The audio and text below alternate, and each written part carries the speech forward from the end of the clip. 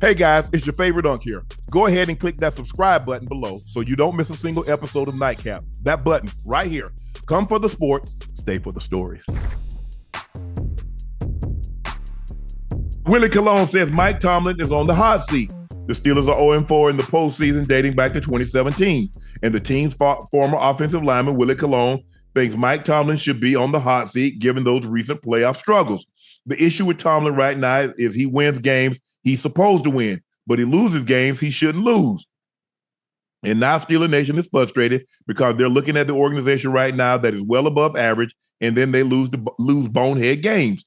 I'm saying to myself, well, who are the Pittsburgh Steelers? Are they the bullies or are they the dweebs right now? If you lost to the Patriots and the Cardinals, you look like dweebs. You like what Colon had to say? You agree with what he had to say? For one, the only Willie Colon I know is a Spanish singer. Let's start there. Okay. So I'm trying to understand Mr. Willie Colon, why his words and how he feels and what he's saying holds any weight. Why it holds any weight.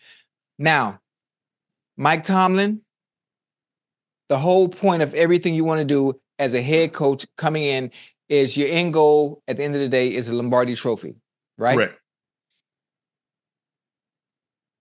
He hasn't had a quarterback, for one. Let's start there.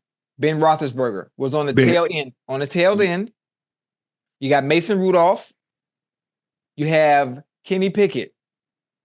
Things haven't worked out. So until you get a quarterback in-house, you understand how difficult it is to win games and get back to that historic winning franchise that you're used to unless you have a quarterback in place. So let's say they do fire Mike Tomlin. What happens next? If you still don't have your quarterback situation figured out, you're right back at square one. Going through the same shit, the same rigmarole as you were before. Mike Tomlin has been very good for the organization. His resume and what he's done for them it speaks for itself. So why Willie Colon wants to come out and say some of the things he's saying now, it matters not. It matters not.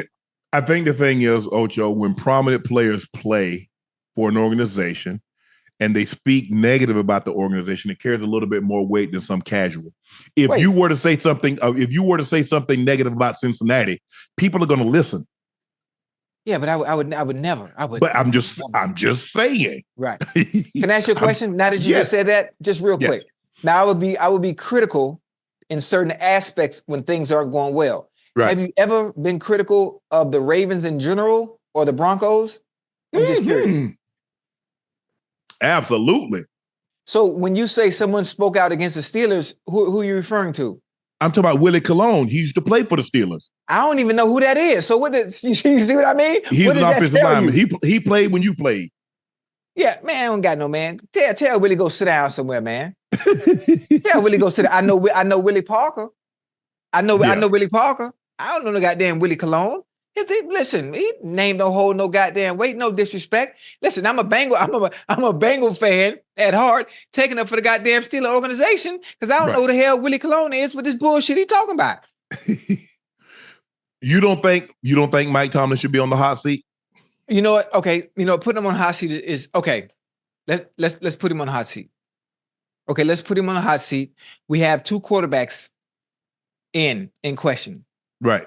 We have Justin Fields and we have Russell Wilson. We have a great supporting cast offensively. Najee Harris, two receivers. Unc, you got to excuse me real quick. Is Deontay Johnson still there or is he gone? No, he gone in Carolina. Okay, he's in Carolina. So we got brother George Pickens. Mm-hmm. Who's on the other side of George? Don't start me to line. I don't know. I didn't follow the draft, so I don't know if they drafted somebody or not. Ocho, I really don't. I don't like that. I don't like that. Because if I can't ring off the receivers and supporting cast that Russell Wilson and Justin Fields have to work with, that's not a good thing. Yeah. This is a passing league. So you're going to need catchers of the ball. Catchers of the ball that I actually have knowledge about and know about because it makes the quarterback job that much easier. Whoever the offensive coordinator is with the Steelers, it makes his job easier. The better catchers of the pass, oh my God, the better catchers of the ball that you have. I'm going to just say receivers. I don't know why I keep saying that. Damn, man. Willie Colon. Come on, man. Now you but that's Willie Colon, he what making happens. headlines, talk about. Look, me personally, Ocho, I try to stay away in the off season because there's nothing happening. They just had the draft. You got OTAs, you got training camp. Once the season starts, because a lot of times, Ocho, look, in this business, what we're in, a lot of time, people, analysts, prognosticators, whatever you want to call them, they want to be first. Damn being right, they want to be first. Right. And so I'm going to base it on what I see over a period of time. Now, the standard is the standard for the Steelers. They expect to compete from Lombardi's. Oh, yeah. And they haven't been able to do that in a very long time. Yeah. Now, Mike Tomlin is not the only coach that's been dealing with quarterback issues. You're right. And we hold those coaches accountable. Yes, sir. So that's all I'm saying is that we hold other coaches accountable for the play of the team. And I think, that Willie can have his opinion, and I don't want to speak for Willie, but I'm just saying, like, when I evaluate and, Kyle Bowler and when we had Tebow and we had some of the other quarterbacks, I'm like, bro, and it probably hurt more because it came from me. It came from me. And so I know it probably, but they know at the end of the day, there's no malicious intent. Right. I'm just basically, because I got to do that, Ocho. I can't just criticize everybody else and then let the Ravens and the Broncos skate. Off the hook, yeah. See, but coming from you, it means something. It holds weight. Okay? Based on your resume and what you've done. You have a gold jacket. So coming from you, it hits home. It stings a little bit, especially for those players that are there that play for the Ravens, especially those players that are there that play for the Broncos. Now, that's no disrespect to Willie Colon. I played the game for a very long time. I played against the Steelers twice a year for a decade straight. This individual that has said what he said about Mike Tomlin and the Steelers organization, I have no clue or idea who the hell that is. And I mean that with all due respect. Well, but with great understanding of knowing that you played the game and you understand the situations that are lacking in Pittsburgh, why say Mike Tomlin is on the hot seat when he doesn't have the adequate parts that are needed to compete for those Super Bowl titles like they have, which if I'm not mistaken, they have 6 of them. Yes. The Steelers organization is unlike any other. They normally let the head coach leave on his own free will. Right. That's why they've only had 3 in the last almost 60 years. They had Chuck Noll, who left on his own, 92. They had Coach Cowher, who left on his own, and then here come Mike Tomlin.